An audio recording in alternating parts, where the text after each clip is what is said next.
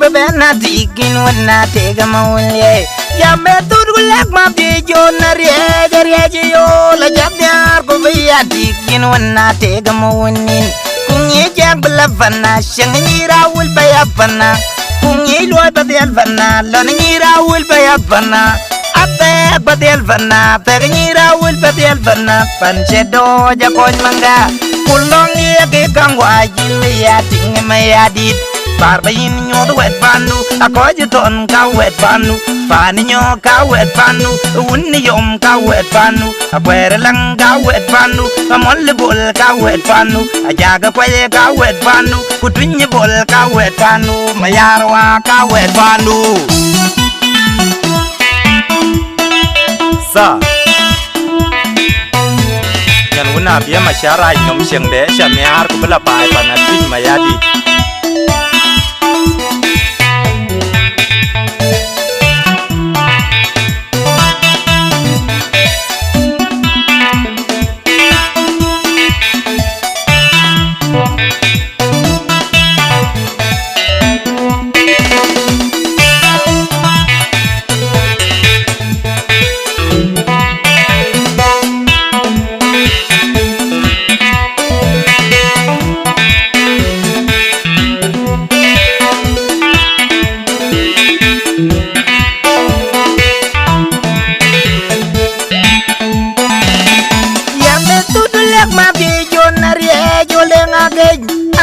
Bebena dikin wana tega mawulye ya metur gulak mabdi jona riya yo la jabnyar ko biya dikin wana tega mawunin kunye jag belafana shangnyira wul bayabana kunye loy badel fana lonnyira wul bayabana ape badel fana pernyira wul badel fana panchedo jakoy manga kulong ye kangwa jilya ting mayadit Barbayin nyo the wet panu, a cogiton ka wet panu, Paninyo ka wet panu, Uniyom ka wet panu, a querelang ka wet panu, a mollibul ka wet panu, a jaga quay ka wet panu, Kutunyibul ka wet panu, Mayarwa ka wet panu.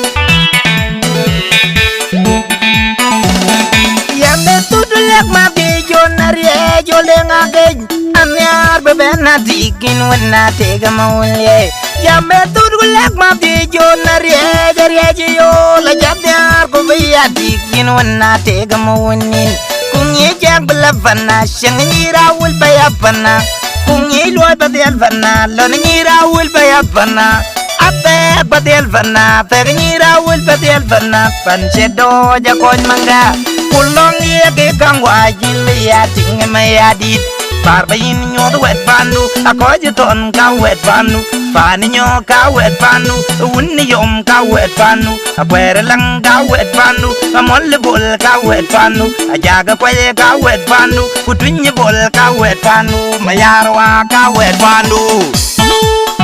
Duksol, karizo, duksol, dong, a gogriel kudo. Karizo, duksol, karizo. Airi machakos karwa, karizo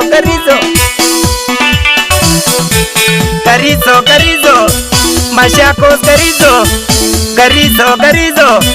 Machakos karizo Duksol. This is a new music from Machakos, which Mayadi the Coach Payam, Panelwagi Tin, Long, I did the show in Namduaka with Maria.